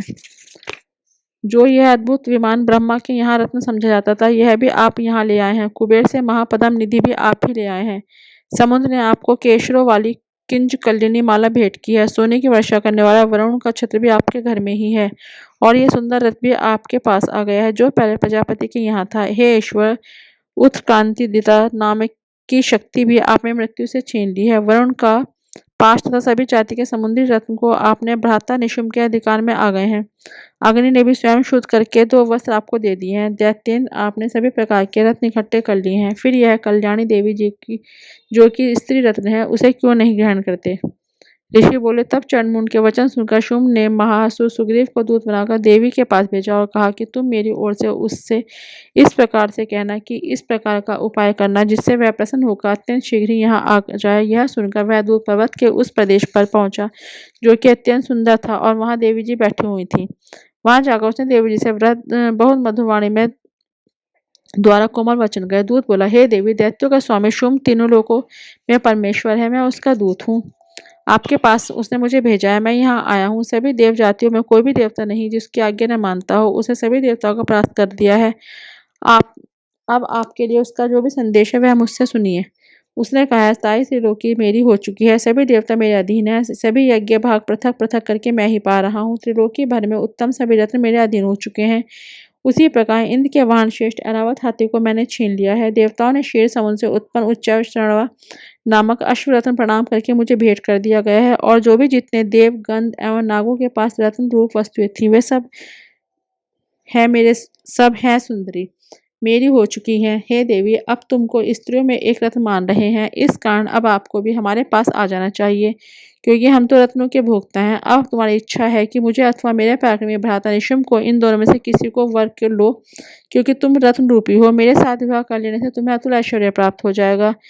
यह अपनी बुद्धि के द्वारा सोच लें कि फिर मेरे साथ विवाह कर लो। ऋषि बोले, जब इस प्रकार देवी से दूत ने कहा, तब वह जगत को धारण करने वाली भगवती देवी जी ने गंभीर होकर मंद मंद मुस्कुराकर बोली, हे दूत, तुमने जो कुछ कहा वह सत्य है, मिथ्या कुछ भी नहीं। इसमें संदेह नहीं कि शुंभ त्रिलोकी का स्वामी है और निशुंभ भी वैसा ही है, किंतु मैंने भी एक प्रतिज्ञा की हुई है, उसे किस प्रकार से मिथ्या करूं? अल्प बुद्धि के कारण जो मैंने पहले प्रतिज्ञा ली थी उसे सुनिए। प्रतिज्ञा इस प्रकार है, जो मुझे युद्ध में जीत लेगा और मेरा अभिमान तोड़ दे, उस संसार में मेरे समान बलद हो, वह मेरा भर्ता हो सकता है। शुंभ आए अथवा महासु निशुंभ आ जाए, मुझे जीतकर शीघ्रता से पाणी ग्रहण करे, देर करने की आवश्यकता ही नहीं। दूत बोला, हे देवी, तुम अभिमान है जो इस प्रकार की बातें मेरे सामने कर रही हो। कहो भला, त्रिलोकी में ऐसा कौन सा पुरुष है जो शुंभ निशुंभ का सामना कर सके? हे देवी, सारे देवता दूसरे दैत्यों का सामना भी नहीं कर सकते, तू तो स्त्री है, फिर अकेली है। युद्ध भूमि में इंद्र आदि सभी देवता जिन शुंभ आदि दैत्यों के सामने न ठहर सके, भला तू स्त्री होते हुए उनका सामना कैसे कर सकेगी? इसलिए जैसा मैं कहूँ वैसा करो, तुम शुंभ निशुंभ के पास चली जाओ। इस प्रकार चलने से तुम्हारी प्रतिष्ठा होगी, अन्यथा तब वे तुम्हारे केश पकड़कर घसीटते ले जाएंगे, जो तुम्हारा गौरव नष्ट हो जाएगा। देवी बोली, हे दूत, इसमें कोई संशय नहीं कि शुंभ बलवान है और निशुंभ भी पराक्रमी है, पर मैं करूं तो क्या करूं? प्रतिज्ञा से पहले यह बात मैंने नहीं सोची थी। अब तो तुम जाकर असुर राज को मेरी यह बात कह दो, फिर उसे जो चीज दिखाई दे वही करे। सच्चे दरबार की जय। श्री दुर्गा सप्तशती का 6वां अध्याय। ऋषि बोले, देवी जी का इस प्रकार का वचन सुनकर दूत क्रोध से लाल होकर वहां से चला आया। आते ही दैत्यराज को विस्तार के साथ सभी बातें सुना दी। दूत के वचन सुनते ही दैत्यराज क्रोध में भर गया। दैत्यों के सेनापति ध्रुमलोचन से बोला, हे ध्रुमलोचन, तुम देर मत करो, अपनी सेना के साथ वहां जाकर उस दुष्टा को केशों से पकड़कर बलपूर्वक घसीटते हुए यहाँ जल्दी से ले आओ। रक्षार्थ यदि कोई दूसरा वहां उपस्थित हो, चाहे वह देवता, यक्ष, गंधर्व कोई भी हो, उसे मार डालो। ऋषि बोले, आज्ञा पाते ही वह ध्रुमलोचन असुर 60,000 असुरों की सेना लेकर शीघ्र चल पड़ा। वहां पहुंचकर उसने हिमालय पर विराजमान देवी को देखा और ऊंची आवाज से बोला, अरे तू शुंभ निशुंभ के पास चल, यदि अभी भी प्रसन्नता पूर्वक मेरे स्वामी के पास नहीं चलेगी तो स्मरण रख, तुझे बालों से पकड़कर घसीटते हुए बलपूर्वक मैं ले जाऊंगा। देवी बोली, इसमें संशय नहीं कि तुम्हें दैत्येश्वर ने भेजा है, तुम स्वयं भी बलवान हो, बड़ी भारी सेना भी साथ लाए हो। इस प्रकार की दशा में मुझे बलपूर्वक ले चलोगे तो फिर मैं तुम्हारा क्या कर सकती हूँ? मुनि बोले, जब इस प्रकार का उसे उत्तर मिला तो धूमलोचन असुर देवी की ओर दौड़ा। तब तो देवी अंबिका जी ने हुंकार के शब्द से उसे भस्म कर दिया। फिर तो असुरों की क्रोध में आई हुई सेना तथा अंबिका जी ने एक दूसरे पर तीक्ष्ण बाण, शक्तियां, फरसे आदि बरसाने आरंभ कर दिए। इधर देवी जी का वाहन सिंह भी कुपित होकर भयंकर नाद करता हुआ असुरों की सेना पर उछल पड़ा। उस सिंह ने कई एक महासुरों को नीचे पटक कर दबोचा कर ऊंट से दाढ़ों और विद्रोह करके मार डाला। कितने एक असुरों के केशरी ने नाखूनों से पेट फाड़ डाले, कितने एक असुरों को तल प्रहार करके उनके सिर धड़ से पृथक कर डाले, दूसरों की भुजाएं, सिर आदि छिन छिन कर दिए। अत्यंत कुपित हुए देवी जी के वाहन सिंह ने क्षण भर में ही असुरों की बड़ी सेना क्षय कर दी। देवी जी ने उस असुर धूम्रलोचन को मार डाला। देवी जी के वाहन सिंह ने भी सारी सेना का क्षय कर दिया। शुंभ ने जब यह सुना तब उसके क्रोध का पारा चढ़ गया, उसके होठ कांपने लगे। झट शुंभ ने चंड मुंड दोनों असुरों को आज्ञा दी, हे चंड तथा मुंड, दोनों बड़ी भारी सेना लेकर वहां पहुंचो, उसे जल्दी से यहाँ लाओ, उसे बालों से खींचकर अथवा बांध कर ले आओ। यदि इस प्रकार लाने में तुम लोगों ने संशय हो तो युद्ध करो। सभी प्रकार के अस्त्र शस्त्रों के से सारे असुर मिलकर उसे मार डालो। उस दुष्टा के मर जाने एवं सिंह के भी मर जाने पर जिस दशा में भी अंबिका पड़ी हो, उसे बांधकर अपने साथ लेकर शीघ्र लौटो। सच्चे दरबार की जय। श्री दुर्गा सप्तशती का 7वां अध्याय। ऋषि बोले, तब आज्ञा पाते ही चंड मुंड आदि असुर आयुधों से सुसज्जित होकर चंद्रंगणी सेना के साथ चल पड़े। वहां पहुंचकर उन्होंने देखा कि हिमालय की ऊंची स्वर्ण की चोटी पर सिंह पर देवी बैठी है और मन मन हंस रही है। इस प्रकार से देखकर पकड़ने की चेष्टा करने लगे। किसी ने धनुष चढ़ा लिया, किसी ने तलवार संभाल लिया और कितने एक देवी जी के पास पहुंच गए। तब अंबिका जी ने उन शत्रु के प्रति क्रोध में आ गई। उस समय क्रोध के कारण उनका मुख काला हो गया। देवी के माथे पर कुटिल होकर भौहें तन गईं। तब भयानक मुख वाली काली देवी तलवार तथा पाश लिए प्रकट हो गई। उस समय अद्भुत सा खड्ग बाण धारण किया हुआ था। नर मुंड माला शोभित थी, चीते के चर्म की साड़ी पहने थी। शरीर का मांस सूखा दिखाई देता था, अत्यंत भयानक रूप था, मुख को विस्तार से खोल रखा था। लपलपाती हुई जीवा और भी भयानक थी, धसी हुई लाल लाल आंखें थीं, गर्जना से सभी दिशाओं को भर दिया था। तब तो बड़े वेग से असुर सेना पर टूट पड़ी, बड़े बड़े असुरों को मारती हुई उनका भक्षण करने लगी। उन पार्श्व रक्षकों को, अंकुशधारियों को, महावत तथा योद्धाओं को, घंटों के साथ कितने हाथियों को एक ही हाथ में पकड़कर मुंह में डालने लगी। वैसे ही योद्धाओं को, घोड़ों के साथ रथों को और सारथियों को भी मुंह में डाल डालकर अत्यंत भयानक रूप से दांतों को चबाती जाती थी। किसी के केश पकड़ लेती तो किसी की गर्दन दबा लेती, किसी को पैरों से दबोच देती तो किसी को छाती से धकेल कर मार गिराती। असुरों के द्वारा छोड़े गए अस्त्र शस्त्रों को मुंह में पकड़ती जाती और दांतों को पीसती जाती। काली जी ने इस प्रकार बलवान दुरात्मा असुर की वह सेना कुचल डाली। उस देवी ने तलवार से क्षण भर में असुरों की वह सारी सेना मारकर गिरा दी। यह देखकर चंड उस भयानक काल की ओर दौड़ा। इधर महाअसुर मुंड ने भी महाभयंकर बाणों की वर्षा एवं सहस्त्रों चलाए हुए चक्रों द्वारा उस भयानक आंखों वाली देवी को ढांप दिया। वे अनेकों चक्र देवी के मुख में प्रवेश करते हुए इस प्रकार दिखाई देने लगे, जैसे बहुत से सूर्य बिंब बादलों के पेट में समाते जा रहे हों। तब तो जिसके भयानक मुंह के भीतर जितना देख सकना भी कठिन था। ऐसे दांतों के प्रकाश से चमकती हुई, अत्यंत क्रोध में आकर भयानक गर्जना करती हुई वह काली भीषण अट्टहास करने लगी। हैं करती हुई बहुत ही बड़ी तलवार लेकर देवी चंड पर कूद पड़ी। उसे बालों से पकड़कर उसी तलवार से झट चंड का सिर काट डाला। तब चंड को इस प्रकार मरा हुआ देखकर मुंड देवी की ओर दौड़ा। कुपिता काली ने तलवार से मारकर पृथ्वी पर मुंड को गिरा दिया। बची कुची सेना भयभीत होकर इधर उधर भाग गई। इसके अनंतर काली जी ने चंड तथा मुंड के सिर हाथ में ले लिए, फिर भयानक अट्टहास करती हुई चंडिका के पास पहुंचकर बोली, मैंने यह चंड और मुंड नामी महापशु आपकी भेंट चढ़ा दिए हैं। अब तो युद्ध यज्ञ में शुंभ और निशुंभ का आप स्वयं वध करना। ऋषि बोले, अपने सम्मुख लाए चंड मुंड महासुरों को देखकर कल्याणी चंडिका काली से ललित वचन बोली, हे देवी कालिके, क्योंकि तुम चंड मुंड को लेकर मेरे पास आई हो, इस कारण लोक में चामुंडा इस नाम से तुम्हारी ख्याति होगी। सच्चे दरबार की जय। श्री दुर्गा सप्तशती का अष्टम अध्याय। ऋषि बोले, चंड तथा मुंड दोनों दैत्यों के मारे जाने पर एवं बहुत सी सेना के भी क्षय हो जाने पर असुर महाप्रतापी शुंभ के चित्त में भारी क्रोध पैदा हो गया। उसने सभी दैत्यों की सेना को युद्ध के लिए आज्ञा दे दी। उसने कहा, आज उदयुद्ध नामक 86 दैत्य सेनापति अपनी सारी सेना को लेकर चले। कंबु नामक 84 सेनापति भी अपनी सेना के साथ युद्ध के लिए निकले और मेरी आज्ञा से 50 करोड़ विजय कुल के असुर और 100 धर्म कुल के सेनापति सेनाओं के साथ कूच कर दें। और फिर मेरी आज्ञा से कालिक, मौर्य, दौहार्द काल के सभी असुर तैयार होकर शीघ्र प्रस्थान करें। भयंकर शासन करने वाले असुरराज शुंभ ने इस प्रकार आज्ञा देकर एवं स्वयं भी बहुत सी शस्त्रों सेनाओं के साथ प्रस्थान कर दिया। जब चंडिका जी ने देखा कि अब इस ओर भयानक सेना साथ लेकर शुंभ आ रहा है, तब उन्होंने अपने धनुष के टंकार करके पृथ्वी आकाश के मध्य भाग को गुजा दिया। हे राजन, उस समय सिंह ने बड़ी भारी गर्जना की। फिर अंबिका जी ने घंटा बजाकर उस गर्जना को और भी बढ़ा दिया। धनुष के टंकार, सिंह की गर्जना में घंटे के नाद से सभी दिशाओं में गूंज जाने पर भयानक शब्दों से काली जी ने अपना भी मुंह खूब फैलाया और गर्जना की। उस शब्द को सुनकर दैत्य सेनाओं ने चारों ओर से आकर देवी सिंह काली को क्रोध के साथ घेर लिया। इस अवसर के मध्य में, हे राजन, दैत्यों के नाश के लिए तथा देवताओं की वृद्धि के लिए अत्यंत बल एवं पराक्रम से संपन्न होकर ब्रह्मा, विष्णु, स्वामी, कार्तिक, इंद्र आदि देवों की शक्तियां उन्हीं के शरीर से निकलकर उन्हीं उन्हीं रूपों में से चंडिका के पास आ गईं। जिस देवता का जो रूप जैसे भूषण तथा वाहन था, उन्हीं उन्हीं वस्तुओं से संपन्न होकर वह देवता शक्ति वही रूप धारण कर दैत्यों के साथ युद्ध करने आ गई। ब्रह्मा जी की शक्ति, जिसे ब्रह्माणी कहा जाता है, वह अक्षय सूत्र कमंडल से शोभित थी, सबसे प्रथम उपस्थित हुई। महेश्वर की शक्ति वृषभ पर विराजमान सुंदर त्रिशूल धारण किए, महासर्पों के कंकण धारण किए, मस्तक पर चंद्ररेखा सुशोभित थी। माहेश्वरी शक्ति आई। कार्तिक स्वामी की शक्ति तथा हाथ में शक्ति लिए सुंदर मोर पर आरूढ़ कौमारी अंबिका की शक्ति दैत्यों से युद्ध करने आई। वैसे ही विष्णु शक्ति का गरुड़ पर सवार होकर शंख, चक्र, गदा, शांग एवं खंग हाथ में लिए आ गई। यज्ञ वाराह का विचित्र रूप धारण करने वाले विष्णु की वाराह शक्ति वैसे ही शरीर धारण करके वहां आई। नरसिंह जी के समान शरीर को धारण किए, गर्दन के बालों को पर फटकारने से आकाश के तारों को बिखेरती हुई नरसिंही शक्ति वहां आ पहुंची।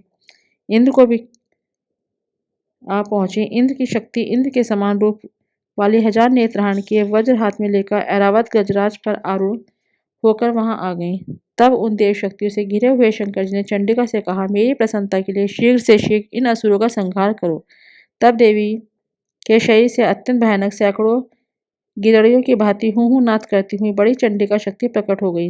तब उस अपराजिता देवी ने धुएं जैसी जटा वाले शिव से कहा, भगवान आप दूत बनकर शुंभ निशुंभ के पास जाएं। वहां जाकर उन महाभिमानी शुंभ निशुंभ दानवों को तथा युद्ध में आए हुए दूसरे दानवों को भी कहें कि हे दानवों, यदि तुम लोग जीना चाहते हो तो त्रिलोकी का राज्य इंद्र वापस करें, सभी देवता यज्ञ भाग पाए और तुम लोग पाताल में चले जाओ। यदि तुम्हें कुछ बल का अभिमान हो और युद्ध की अभिलाषा हो तो आ जाओ, तुम्हारे मास से ये गिदड़िया तप्त हो जाते हैं। इस कार्य में स्वयं शिव जी को ही देवी जी ने नियुक्त किया। वह शिव शक्ति संसार से शिवदूती के नाम से विख्यात हुई। तब शिव द्वारा कथित देवी जी के वचन उन महासुरों ने सुने तो क्रोध में आ गए और जहां कात्यायनी देवी स्थित थी वह और बढ़ने लगे। जहां कुपित होकर उन देव शत्रुओं ने बाण, शक्ति, रिद्धि आदि आयुधों से देवी जी पर वर्षा करना आरंभ कर दिया। तब टंकोर करके धनुष द्वारा पहले पहले बाण छोड़कर देवी जी ने खेल में उनको फेंक डाले। बाण, शूल, शक्ति, परशु आदि शस्त्रों को काट डाला। फिर काली भी उनके सामने होकर शत्रुओं को शूल के प्रहार से चीरती फाड़ती, खड्ग से कुचलती मारती विचरण करने लगी। इधर ब्रह्मांडी शक्ति भी जिस ओर दौड़ती हूँ उसी उसी ओर अपने कमंडल का जल छिड़क देती, जिससे शत्रुओं का पराक्रम व तेज नष्ट होता जा रहा था। इसी प्रकार महेश्वरी शक्ति ने त्रिशूल द्वारा, वैष्णवी शक्ति ने चक्र द्वारा, कौमारी शक्ति ने शक्ति द्वारा उन दैत्यों का क्षय करना आरंभ कर दिया। ऐन्द्री शक्ति के वज्र गिराने से सैकड़ों दैत्य दानव विदर्ण होकर रुधिर के पनाले बहाते हुए पृथ्वी पर गिरने लगे। वारी शक्ति ने तो कुछ एक को तो तुंड प्रहार से मार गिराया, कितने एक दैत्यों की छातियां अपने दाढ़ों के अग्रभाग से चीर डाली। वारा मूर्ति ने चक्र द्वारा बहुत से दैत्य चीर फाड़ डाले। कितने ही महादैत्यों को नरसिंह शक्ति अपने नाखूनों से विदरण करके खाने लग गई। अपनी गर्जना से दिशा आकाश को पूर्ण करती हुई युद्ध स्थल में घूमने लगी। कितने ही दैत्य शिवदूती के कठोर अट्टहास से भयभीत होकर पृथ्वी पर गिरते हुए गए। इस प्रकार अत्यंत कुपित होकर अनेकों उपायों द्वारा बड़े बड़े दैत्यों को मारते हुए मातृगणों को देखकर देव शत्रुओं को सैनिक भागने लगे। उन दैत्यों को मातृगण से पीड़ित होकर भागता हुआ देखकर क्रुद्ध हुआ महासुर रक्त बीज युद्ध करने के लिए आ गया।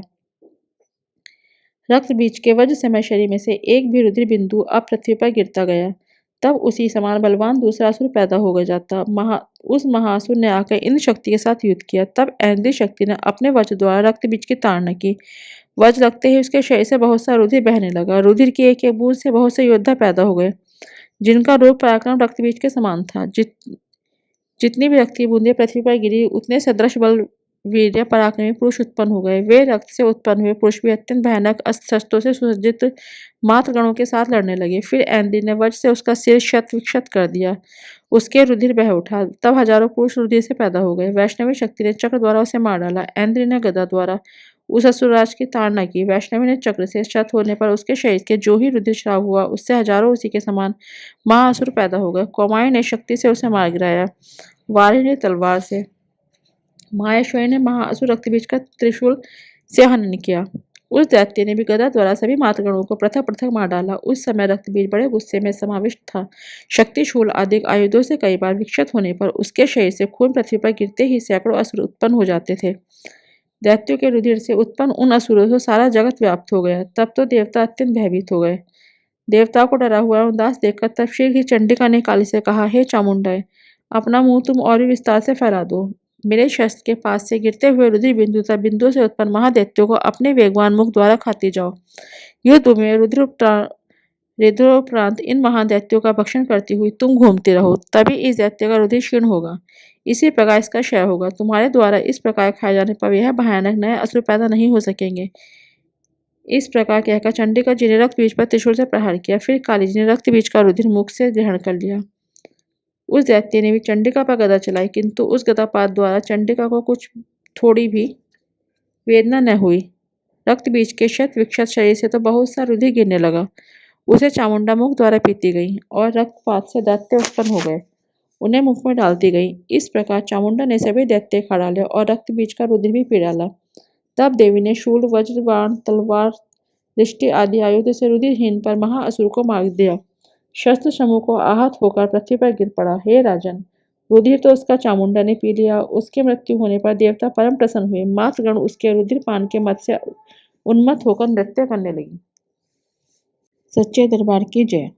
श्री दुर्गा सप्तशती का नवम अध्याय। राजा बोले, हे भगवान, आपने रक्तबीज के वश से संबंध रखने वाले श्री देवी जी के चरित्र का महात्म्य विचित्र प्रकार से कह सुनाया है। अब तो मैं रक्तबीज के वध को हो जाने पर महाक्रोधी शुंभ तथा निशुंभ ने भी जो कर्म किया उसे सुनना चाहता हूँ। ऋषि बोले, हे राजन, रक्तबीज के मर जाने एवं युद्ध में अन्य सूर्य के भी मारे जाने पर शुंभ निशुंभ दैत्यों का क्रोध बढ़ गया। अपनी भारी सेना का नाश होता देखकर निशुंभ के क्रोध का पारा चढ़ गया। फिर दैत्यों की प्रार्थना सेना को साथ लेकर प्रधान सेना को साथ लेकर निशुंभ युद्ध में दौड़ आया। शुंभ भी अपनी सेना के साथ मातृगण से लड़कर चंडिका को मार डालने की इच्छा से आ गया। तब देवी जी के साथ शुंभ निशुंभ का बड़ा भारी युद्ध होने लगा। दोनों दैत्य बादलों की तरह बाणों की वर्षा करने लगे। अपने बाणों के समूह से चंडिका ने उनके बाण काट दिए। फिर शस्त्र समूह से उन दैत्यों के अंगों पर प्रहार किया। निशुंभ ने तीखी तलवार तथा चमचमाती ढाल उठा ली। देवी के पराक्रमी वाहन सिंह के सिर पर प्रहार किया। अपने वाहन पर इस प्रकार प्रहार होता देखकर देवी ने श्रूप नामक बाण द्वारा निशुंभ की बड़ी तलवार तथा 8 चंद्रों वाली ढाल काट दी। तलवार द्वारा ढाल के कट जाने पर उस दैत्य ने शक्ति चलाई। उसे सामने आता हुआ देखकर चक्र द्वारा उसके 2 टुकड़े कर डाले। तब तो अत्यंत कुपित होकर निशुंभ दानव ने शूल उठा लिया और उसे फेंक दिया। देवी जी ने मुक्के के प्रहार से उसे भी चूर चूर कर दिया। गदा उठाकर फिर चंडिका की ओर उसने फेंकी। देवी जी ने उसको भी त्रिशूल द्वारा काट दिया और वह भस्म हो गई। इसके अनंतर दैत्यराज को फरसा उठाए आते देखकर देवी ने बाण समूह से प्रहार कर उसे पृथ्वी पर गिरा दिया। उस भयानक पराक्रमी भाई निशुंभ के इस प्रकार धराशायी होने पर शुंभ क्रोध से भर गया। अंबिका को मारने के लिए सामने आया। वह रथ पर बैठा था। उसकी बड़ी बड़ी अनुपम 8 भुजाएं थी। उनमें भयंकर शस्त्र शोभायान थे। उन भुजाओं से सारे आकाश को ढांपकर वह शोभित हो रहा था। उसे इस प्रकार आता देखकर देवी ने शंख बजाया और धनुष का अत्यंत दुस्सह टंकोर किया। समस्त दैत्यों का तेज नष्ट करने वाले अपने घंटे का शब्द करके उससे दिशाओं को भर दिया। तब सिंह ने बड़े बड़े महातियों के महामत को दूर करने वाली बड़ी भारी गर्जना लगाई। तब शिवदूती ने अमंगल रूप अत्यंत अट्टहास किया। उन शब्दों से असुर डर गए। शुंभ के गुस्से का पारा चढ़ गया। फिर अंबिका ने कहा, हे दुरात्मन, ठहर, अब तो आकाश में स्थित देवता जय जयकार करने लगे। शुंभ ने आगे बढ़कर आग बरसती हुई भयानक शक्ति चलाई। अग्नि के पहाड़ की तरह आती हुई देखकर उसे देवी ने अग्नि की भारी उल्फा से उसे हटा दिया। शुंभ ने फिर सिंहनाद किया। उससे त्रिलोकी गूंज उठी। हे राजन, उस सिंहनाद का इतना घोर शब्द था जैसे कि वज्रपात हो।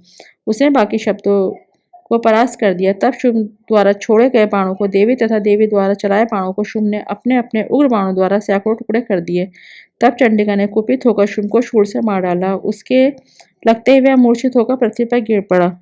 इतने में निशुंभ चैतन्य होकर वहां पहुंच गया। हाथ में धनुष लेकर बाणों से काली तथा सिंह पर प्रहार कर दिया। उस दानवराज ने अपनी 10,000 भुजाएं बना ली। फिर चक्रों से प्रहार करने लगा। चंडिका जी ने आच्छादित कर दिया। तब घोर संकटों का नाश करने वाली भगवती दुर्गा ने अपने बाणों को चक्र से तथा सभी बाणों को काट गया।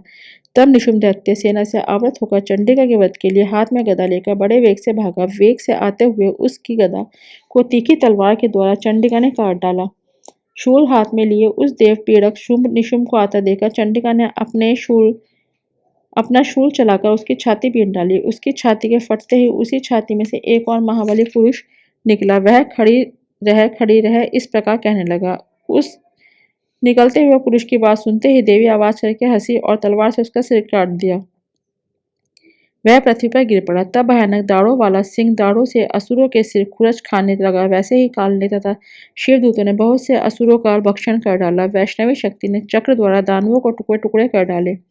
इसी प्रकार कुछ एक तो असुर नष्ट हो गए, कुछ एक और घोर संग्राम से भाग गए एवं कई सिंह के ग्रास बन गए। सच्चे दरबार की जय। श्री दुर्गा सप्तशती का दशम अध्याय।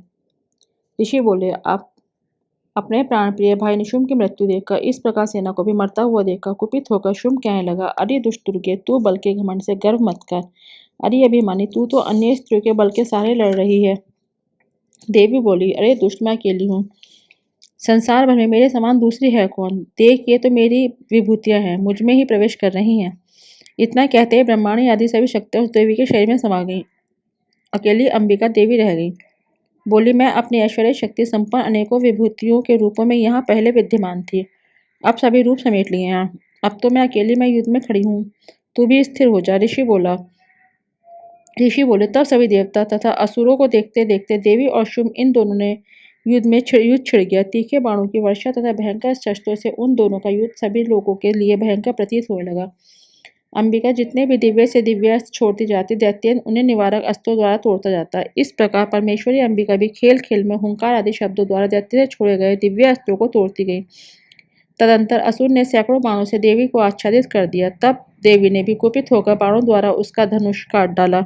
धनुष के टूट जाने पर दैत्य ने हाथ में शक्ति उठा ली। धनुष तो पहले ही कट चुका था। तब तो भयानक मुग्दर लेकर अंबिका को मारने के लिए दैत्य उद्यत हो गया। आते ही उसके मुकद्दर को भी तीखे तरीकों से काट दिया। फिर भी वह असुर मुक्का तानकर बड़े वेग से दौड़ा। आते ही उस दैत्येश्वर ने देवी के हृदय में मुक्का मार दिया। देवी ने भी उसकी छाती पर एक चपेट जमा दी। देवी की उस चपेट के लगते ही वह दैत्यराज पृथ्वी पर गिर पड़ा। गिरकर भी सहसा उसी प्रकार उठ पड़ा। तब उछलकर देवी को उठाकर आकाश में स्थित हो गया। वहां भी निराधार होकर चंडिका देवी ने उसका साथ युद्ध करने लगी। आकाश में उस समय असुर तथा चंडिका का आपस में घोर युद्ध हो रहा था। वह युद्ध पहले पहल सिद्ध मुनियों को विस्मयकारक था। तब अंबिका ने उसके हाथ 7 देर तक युद्ध करते करते असुर को उठा लिया, मारकर उसे पृथ्वी पर पटक दिया। देवी द्वारा पटका हुआ वह पृथ्वी पर आकर खड़ा हो गया। घूसा तानकर वह दुष्ट देवी को मारने की इच्छा से बड़े वेग से दौड़ा। तब उस असुरराज को आता हुआ देखकर देवी ने उसकी छाती में त्रिशूल भोंक दिया और पृथ्वी पर गिरा दिया। देवी के शूल से शत विक्षत होकर पृथ्वी पर पड़ते ही उसके प्राण निकल गए। इसका गिरना भी समुद्र, द्वीप तथा पर्वतों के साथ सारी पृथ्वी को हिला देने वाला था। उस दुरात्मा के मरते ही सारा जगत स्वस्थ एवं प्रसन्न हो गया। आकाश भी बहुत साफ दिखाई देने लगा। पहले जो उपद्रव मेघ उठ रहे थे, उल्कापात हो रहे थे, वे सभी शांत हो गए। उसकी मृत्यु होते ही सभी देवताओं के मन प्रसन्न हो गए। गंधर्व मनोहर गायन करने लगे, दूसरे गंधर्व बाजे बजाने लगे, अप्सरागण नाचने लगी, वायु पवित्र होकर चलने लगी, सूर्य साफ होकर चमकने लगा, शांत हुई अग्निशालाओं की अग्नियां जलने लगी, दिशाओं की भयंकर आवाजें शांत हो गईं। सच्चे दरबार की जय। श्री दुर्गा सप्तशती का एकादश अध्याय। ऋषि बोले, देवी जी ने जब दैत्यराज महाअसुर का वध कर दिया, तब इंद्र आदि सभी देवता अग्नि को मुख्य करके अपने मनोरथ सिद्धि के लाभ से सभी दिशाओं को दमकाते हुए मुख कमलों से प्रकाशित करते हुए उस कात्यायनी देवी की स्तुति करने लगे। देवता बोले, हे शरणागतों के संकट निवारणी देवी जी, हम पर प्रसन्न होइए। हे सिंधेश्वरी, विश्व की रक्षा कीजिए। हे देवी, आप ही चार अचर की स्वामिनी हो। आप ही एकमात्र जगत का आधार हो, पृथ्वी स्वरूप से विराज रही हो। देवी जी, आपका पराक्रम अलंघनीय है। आप ही जल रूप में स्थित होकर इस सारे विश्व को तृप्त कर रही हो। अनंत पराक्रम वाली आप ही वैष्णवी शक्ति हो। विश्व भर पर परम बीज माया भी आप ही हो। हे देवी, आपने इस सारे जगत को मोहित कर रखा है। पृथ्वी पर आपकी प्रसन्नता से ही मुक्ति का लाभ होता है। हे देवी जी, सभी विद्याएं आपका ही भेद हैं। जगत भर की स्थिति सब आपकी ही मूर्तियां हैं। हे जगदम्बे, आप अकेले ने सारा जगत व्याप्त किया है। आपकी स्तुति क्या हो सकती है। आप तो स्तुति से परे एवं परावाणी हो, जबकि आप सबका आधार एवं स्वयं मुक्ति देने वाली हो। इसी से आपकी स्तुति होगी। आपकी स्तुति के लिए अन्य कौन सी उत्तम उक्तियां हो सकती हैं। सारे जनों के हृदय में बुद्धि का रूप होकर आप ही स्थित हो। हे देवी, स्वर्ग एवं मोक्ष देने वाली नारायणी, आपको नमस्कार हो। कला काष्ठा आदि रूप से अवस्थाओं को कर्म से बदल देने वाली विश्व के संहार में शक्ति रूपा हे नारायणी देवी, आपको नमस्कार हो। हे देवी, आप सभी मंगलों को देने वाली मंगला हो, सभी अर्थों को सिद्ध करने वाली शिवा हो, शरणागत रक्षक हो, 3 नेत्र वाली हो। हे गौरी नारायणी, आपको नमस्कार हो। आप ही सृष्टि, स्थिति एवं संहार करने में सनातनी शक्ति स्वरूपा हो। आप गुणमयी एवं गुणों का आधार हो। हे नारायणी देवी, आपको नमस्कार हो। शरण में आए हुए दीन दुखियों की रक्षा करने में संलग्न सबके संकट निवारण करने वाली नारायणी देवी, आपको नमस्कार हो। हंसों से जुते हुए विमान पर विराजमान ब्रह्माणी के रूप को धारण करने वाली, कुश मिश्रित जल छिड़कने वाली नारायणी देवी, आपको नमस्कार हो। माहेश्वरी के स्वरूप से त्रिशूल, चंद्रमा और सर्पों को धारण करने वाली, महावृषभ पर बैठने वाली नारायणी, आपको नमस्कार हो। मोर तथा मृगों से आवृत महाशक्ति को धारण करने वाली, पाप रहित कौमारी रूप में स्थित है नारायणी, आपको नमस्कार हो। शंख, चक्र, गदा, शांग उत्तम अस्त्रों को धारण करने वाली, वैष्णवी शक्ति रूप से प्रसन्न हो। हे नारायणी, आपको नमस्कार हो। हाथ में भयंकर चक्र धारण किए हुए, दाढ़ों पर पृथ्वी उठाए हुए, बाहर रूप धारणी शिव नारायणी, आपको नमस्कार हो। भयानक नरसिंह का रूप धारण करके दैत्यों का वध करने के लिए उद्यमशील, त्रिलोकी की रक्षा करने में प्राण परायणी, आपको नमस्कार हो। हजार उज्ज्वल नेत्र धारण करने वाली, किरीट धारणी, महाव्रतधारणी, वृत्रासुर के प्राण करने वाली ऐंदी शक्ति नारायणी, आपको नमस्कार हो। शिवदूती के स्वरूप को दैत्य से बड़ी सेना का नाश करने वाली, महानाद करने वाली, भयंकर रूप वाली नारायणी, आपको नमस्कार हो। भयानक दाढ़ों से भयानक मुख वाली, मुंह मालाओं से शोभायान, मुंडों का मंथन करने वाली चामुंडा नारायणी, आपको नमस्कार हो। लक्ष्मी लज्जा, महाविद्या, श्रद्धा, पुष्टि, स्वधा, ध्रुवा, महारात्रि, महाविद्या, हे नारायणी, आपको नमस्कार हो। मेधा सरस्वती वरा ऐश्वर्य रूपा पार्वती महाकाली संयमशीला सर्व स्वामिनी हे नारायणी आपको नमस्कार हो। सर्व स्वरूपा सर्व ईश्वरी सर्व शक्ति संपन्न हे दुर्गे देवी हमारे भयों से रक्षा करो। हे देवी आपको नमस्कार हो। यह आपका मुख 3 नेत्रों से भूषित अति सुंदर है। हमारी सभी भयों से रक्षा करो। हे कात्यायनी आपको नमस्कार हो। हे भद्रकाली सभी दैत्यों का नाश करने वाली भड़कती हुई अग्नि की ज्वालाओं से महाभयानक आपका त्रिशूल हमारे भय से रक्षा करे। आपको नमस्कार हो। हे देवी शब्द द्वारा सारे जगत को व्याप्त करके जो दैत्यों का तेज हरण कर देता है वह आपका घंटा जैसे माता अपने पुत्रों को पापों से बचाती है वैसे ही हमारी रक्षा करो। हे चंडिके आपके सुंदर हाथों की तलवार जो असुरों को खून तथा चर्बी के से लथपथ हो रही है वह हमारा मंगल करे। हम आपको प्रणाम करते हैं। हे देवी जब आप प्रसन्न होती हैं तो सभी रोगों को नष्ट कर देती हैं। आप क्रोध करने पर भी सभी मनोकामनाएं नाश कर देती हैं। आपके आश्रित पुरुषों पर कोई संकट नहीं आता अपितु आपके आश्रित पुरुष दूसरों को भी आश्रय देते हैं। हे देवी आपने जो आज इन धर्म द्वेषी महादैत्यों का क्षय किया है उनमें अपने स्वरूपों को अनेकों शक्ति के रूप में विभक्त करके किया है। हे अंबिके आपके सिवा और कौन दूसरा ऐसा कर सकता है। विद्याओं में विचारों में के दीपक रूप शास्त्रों में वेद वाक्यों में आपके सिवा और किसका वर्णन आता है और न आपके सिवा कोई दूसरी शक्ति है जो इस शिव को अज्ञान रूपी भयानक अंधकार से पूर्ण ममता में गड़े में खूब भटक रही है। जहाँ राक्षस हो जहाँ कठोर विष वाले सर्प हो जहाँ शत्रु हो जहाँ डाकुओं का दल आ जाए वन में आग लग जाए एवं समुद्र के मध्य में जहाँ दावानल हो वहीं उपस्थित होकर आप भी ही विश्व की रक्षा कर लेती हो। हे विद्येश्वरी आप विश्व की रक्षा करती हो। विश्व स्वरूपा होकर विश्व को धारण करती हो। आप विश्वेश्वरी से भी वंदनीय हो। जो पुरुष भक्तिपूर्वक आपको प्रणाम करते हैं वे विश्व के आश्रय हो जाते हैं। हे देवी जिस प्रकार इस समय दैत्यों के वश से तुरंत हमारी रक्षा कर ली उसी प्रकार नित्य ही हमारे शत्रुओं के भय से बचाइए प्रसन्न हुई और जल्दी से सारे जगत को पाप नष्ट कीजिए। पापों से उत्पन्न महामारी आदि उपद्रव भी दूर हो। हे देवी विश्व भर के दुख दूर करने वाली करने वाले हम पर प्रसन्न हुई। तीनों लोकों के निवासियों से स्तुति की गई मातेश्वरी सब लोगों को वर दीजिए। देवी बोली हे देवतागण मैं वर देने को तैयार हूँ। मन चाह वर मांग लो और संसार का उपकारक वर मैं अवश्य देती हूँ। देवता बोले हे सर्वेश्वरी आप त्रिलोकी की समस्त बाधाएं शांत करें और इसी प्रकार हमारे शत्रु का भी नाश करती रहें।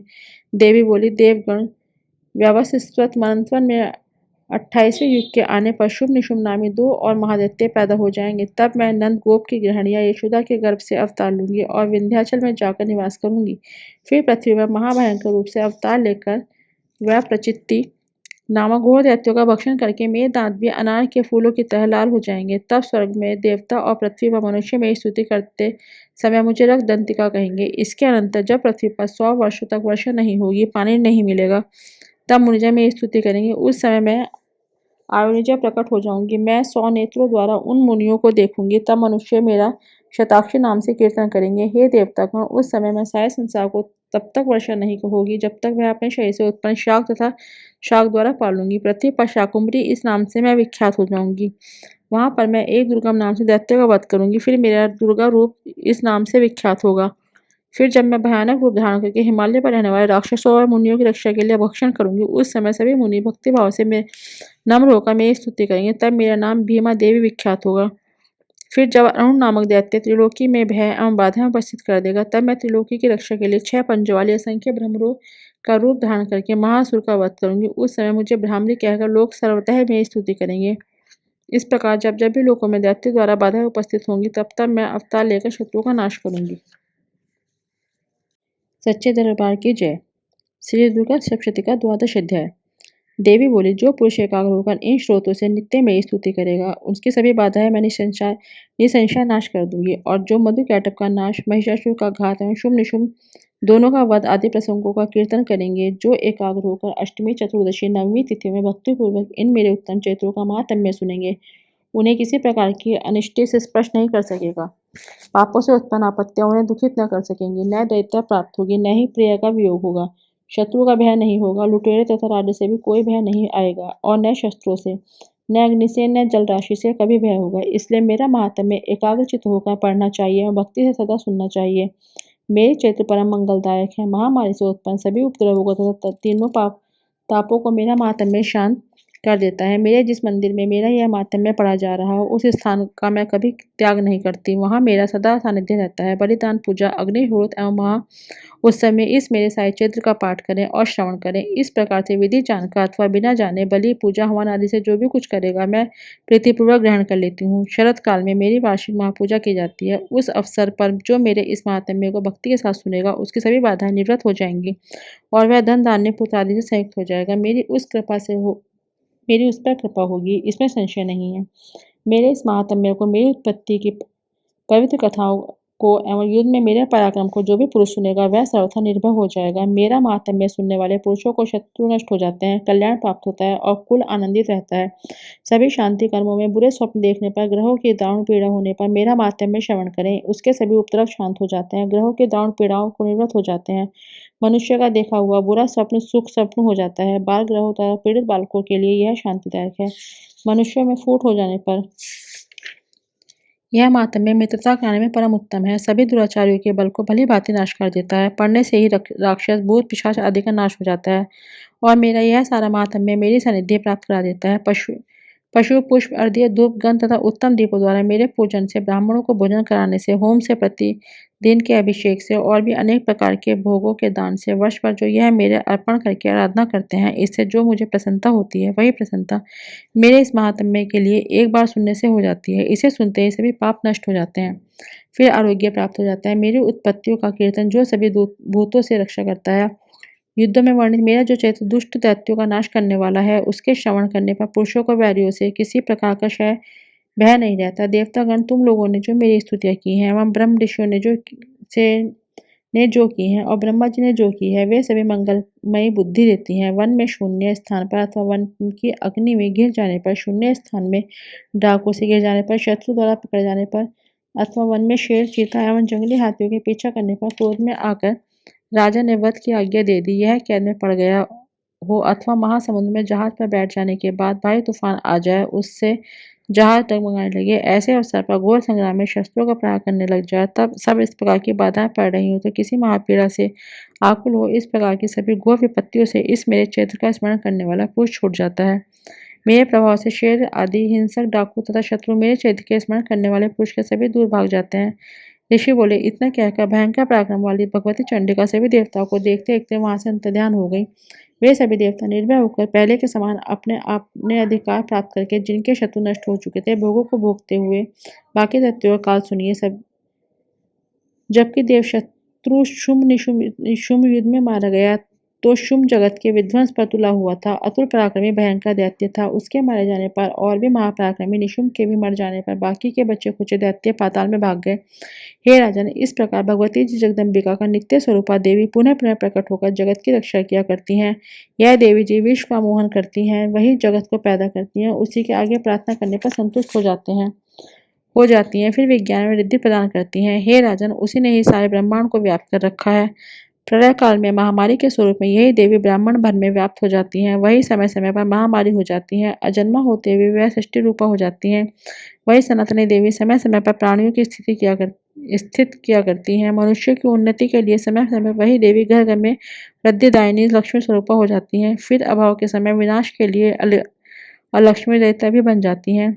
पुष्प, धूप, गंध आदि सामग्रियों से पूजी हुई स्तुति करने पर यही देवी धन, पुत्र, धर्म में मति, शुभ गति आदि प्रदान करती हैं। सच्चे दरबार की जय। श्री दुर्गा सप्तशती का त्रयोदश अध्याय।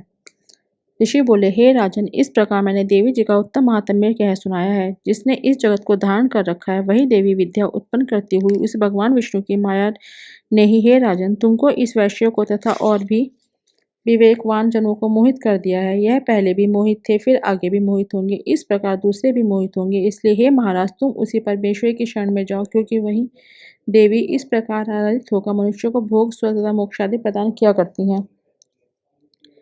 मार्कंडेय जी बोले, इस प्रकार ऋषि के वचन सुनकर उस राजा सूरत ने प्रशस्त व्रतों का पालन करने वाले महाभाग मेधा महर्षि जी को प्रणाम किया। वह राजा के ममतादायक राज्य के छिन जाने पर बहुत से खिन्न हो चुका था, तुरंत ही तप करने के लिए चला गया था। हे महामुनि, वह वैश्य भी तप करने के लिए चला गया था। अंबिका के दर्शन के लिए नदी के किनारे बैठकर तपस्या करने लगे। वह वैश्य देवी जी के परम पुरुषोत्तम सूक्त का जप करने लगा। इस प्रकार उन दोनों ने देवी आराधना के लिए नदी के किनारे मृत्तिका की देवी जी की मूर्ति बनाई। फिर पुष्प धूप दीप की देवी जी की मूर्ति बनाई। फिर पुष्प धूप दीप हवन तर्पण आदि से धीरे धीरे आहार थोड़ा करते हुए निराहार होकर एकाग्रता से देवी जी ने मन लगाकर देवी जी की आराधना करने लगे। उन दोनों ने बलि प्रदान के समय अपने अंगों के रुधिर का प्रोक्षापन किया। इस प्रकार संयम पूर्वक 3 वर्ष पर्यंत आराधना करते रहे। तब तो जगत को धारण करने वाली देवी ने प्रत्यक्ष होकर दर्शन दिया और तब राजा से चंडिका देवी जी बोली, हे राजन तथा कुलनंदन वैश्य, तुम दोनों जिस अभिष्ट की प्राप्ति के लिए मेरी प्रार्थना करते हो वह मुझसे मांगो, मैं प्रसन्न हूँ, सब कुछ दूंगी। मार्कंडेय जी बोले, तब राजा ने दूसरे जन्म के लिए अक्षय रहने वाला राज्य मांगा और फिर इस जन्म में शत्रु सेना का बलपूर्वक नाश करके फिर अपने राज्य की प्राप्ति का वर मांगा। वैश्य का तो चित्त संसार से खिन्न हो चुका था, इसलिए उस बुद्धिमान ने उस ज्ञान का वर मांगा जिसके द्वारा संसार का अहंता ममतात्मक आसक्ति नष्ट हो जाए। देवी बोली, हे राजन, थोड़े दिनों तक तुम अपना राज्य पालोगे, कठिनता के बिना ही अपने शत्रु का नाश करोगे, वहीं पर तुम्हारा राज्य भी स्थिर हो जाएगा। फिर देहांत होने पर सूर्य देव के अंश द्वारा जन्म पाकर इस पृथ्वी पर आप स्वर्णी नाम से मनु होंगे। हे श्रेष्ठ वैश्य, तुमने जो हमसे वर मांगा है मैं उस वर को देती हूँ। मोक्ष प्राप्ति के लिए तुम्हें उस ज्ञान की प्राप्ति होगी। मार्कंडेय जी बोले, इस प्रकार देवी जी ने उन्हें अभिलाषित वर दिए। फिर उन दोनों की भक्ति पूर्वक की हुई स्तुति से प्रसन्न होकर तत्काल ही अंतर्ध्यान हो गई। इस प्रकार वह क्षत्रिय श्रेष्ठ सुरत देवी से वर पाकर फिर सूर्य से उत्पन्न होकर स्वर्णी नामक मनु हो गया। दुर्गा सप्तशती अध्याय समाप्त।